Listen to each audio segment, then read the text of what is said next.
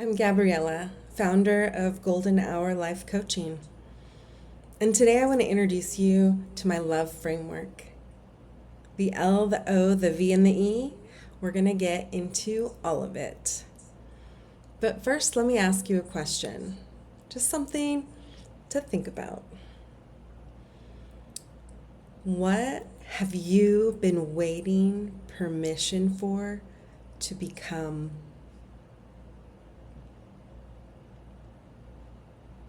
Just sit with it.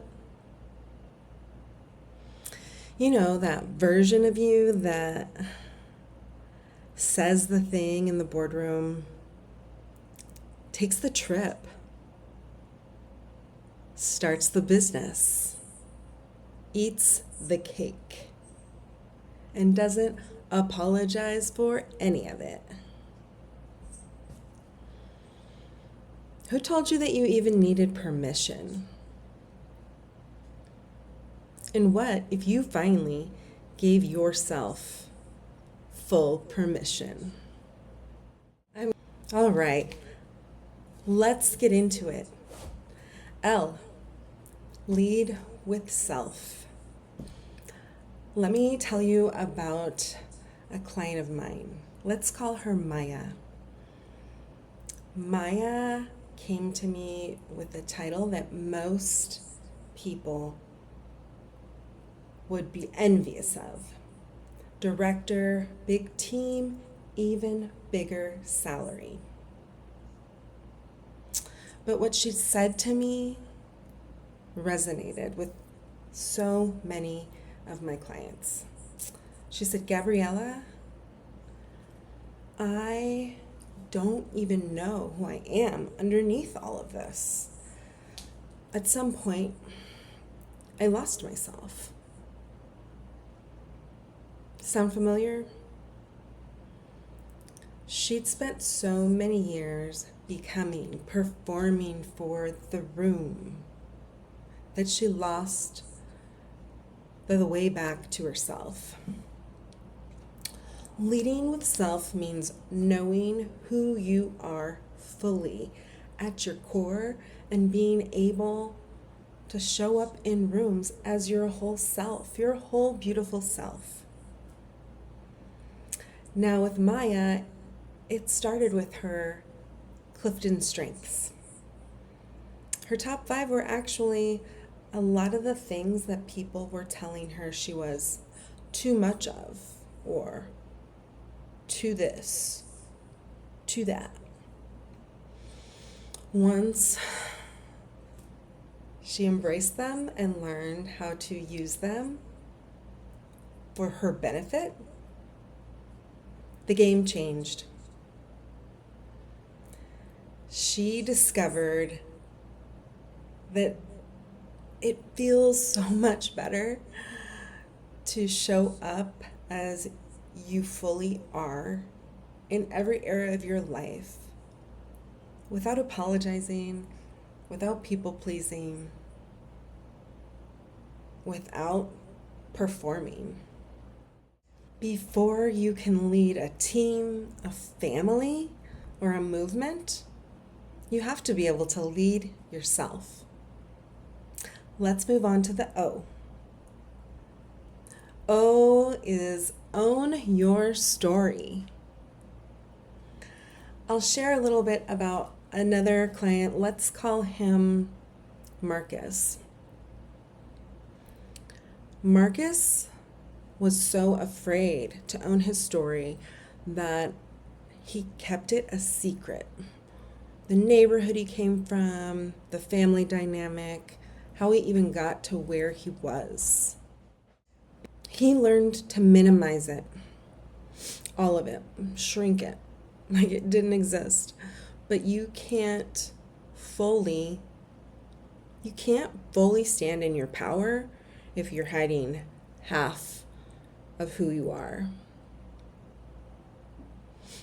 Your story, your full story, including the parts that felt like liabilities, that's your greatest source of authority, your greatest source of truth.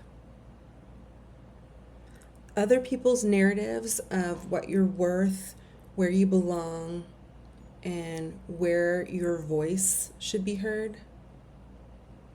That's not the truth. It's just a story.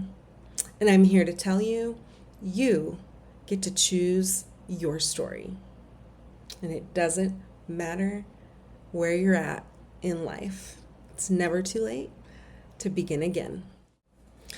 So when Marcus stopped editing his story and started owning it, you could just see not only the change in how he showed up to our sessions, but the stories he would tell me from his real life. He stopped walking into rooms waiting to be accepted. He started walking in already belonging. Because you know what? When someone isn't a fan of yours, that's okay. But you can still produce effective products, effective change, still have effective conversations. What chapter of your story have you been taught to minimize? And then there was someone else we'll call Jasmine. She had perfected the art of being agreeable. She could read a room and figure out how she needed to move, when she should speak or not speak. She self-censored herself. She said yes when everything in her was screaming, no, don't do it. But this is what I told her, and I want you to hear it.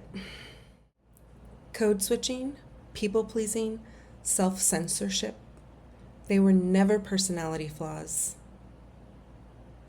They were survival strategies, and they kept you safe. But survival, it's not the same as living. Valuing your voice is the practice of moving from performing to communicating. Communicating with clarity, confidence, and your whole self intact. It's learning that you can set a boundary without burning a bridge.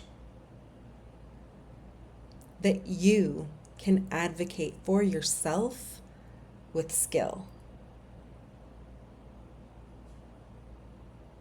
And that your perspectives deserve to be heard.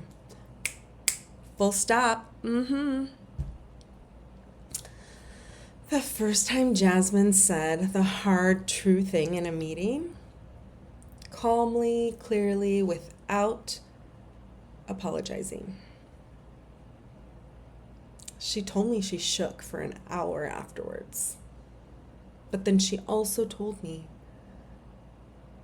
she kept doing it and it got easier. Because that's how it works. If you've been people pleasing for X amount of years, it's going to take some work to reframe your thinking and reframe how you show up in your life. That's my love framework. Lead with self, own your story, value your voice, and evolve unapologetically. Because at the center of it all is the radical act of choosing yourself and letting others value everything about you. And so let me ask you again the question I opened with. The one I hope still has been sitting in your chest the whole time. What are you waiting for permission to become? Because here's the truth, love. The permission was always yours to give. If something resonated with you, if you saw yourself in Maya, Marcus, or Jasmine, I want to invite you to the Unapologetic Retreat. It's intimate, online, so you can virtually be anywhere, on the beach, where you stop waiting for permission and start giving it to yourself, surrounded by the energy of people who are doing the exact same thing. It's not a webinar, it's not a lecture. It's a room full of people choosing themselves out loud together. And I would love for you to be in it. Link to register is in the description below. Spots are intentionally limited because this work happens best when it's small enough that we actually see each other. I'll be posting once a week, and I hope to see you soon. Please let me know in the comments if anything resonated, and I'll see you next time.